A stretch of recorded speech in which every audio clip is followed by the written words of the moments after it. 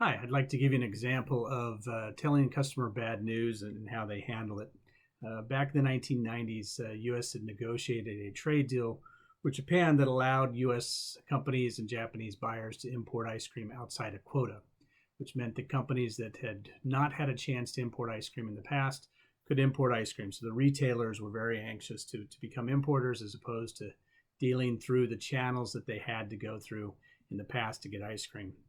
So one of the big Japanese trading companies that we dealt with came to us. We had a good, strong relationship with them, and said they wanted to buy ice cream. We worked out a deal with one of the local producers, planned the production, negotiated the contract, and consummated the contract with the buyer.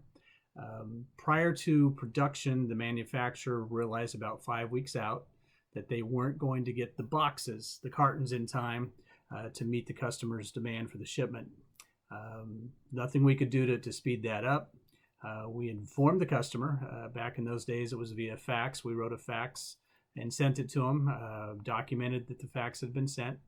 We talked to them on the phone and informed them that the product was going to be delayed.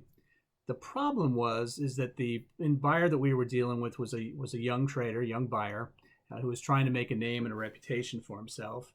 And he was nervous and anxious and didn't tell his end customer, the retailer. So the retailer planned his ads, planned his promotions, planned his distribution, got everything set for the shipment. When the shipment didn't go, the customer, the end customer in Japan, the retailer, realized the shipment hadn't gone, passed it on up the line, came back to us, and we knew that we had told the customer. We had proof and documentation on that. He knew that we had told him. He just refused to admit it and tell his customer.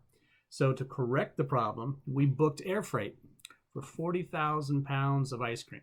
It's a lot of ice cream to send on an airplane. A lot of expense was spent trying to, or not trying, but to achieving the sales target and achieving the delivery that the customer had wanted.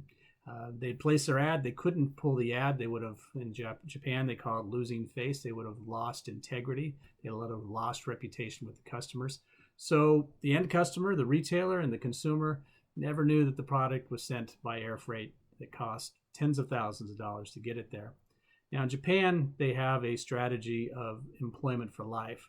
So the buyer that we were dealing with, the young man who was trying to make a name for himself, made a name, unfortunately wasn't the one he wanted. They kept him employed, but they demoted him. Last we heard, he had been moved up to Hokkaido, the northern island of Japan, where it's very cold, and spent his time during the days wrapping fish in one of the fish factories.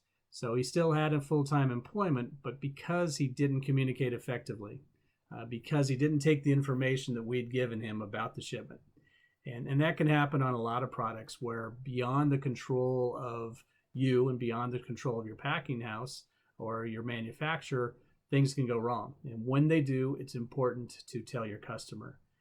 It could be weather related, particularly in agriculture. It could be trucking. Here in the States, we have times when there are no trucks available, and we tell a customer we can get them something in a certain period of time, but the trucks don't perform. And it's best when that happens to be proactive, to inform your customer of the problems and keep them informed every step of the way. In this case, in the Japanese ice cream case, our customer didn't do that, and he paid the ultimate penalty, or at least a significant penalty, working up in Hokkaido for a good portion of his career.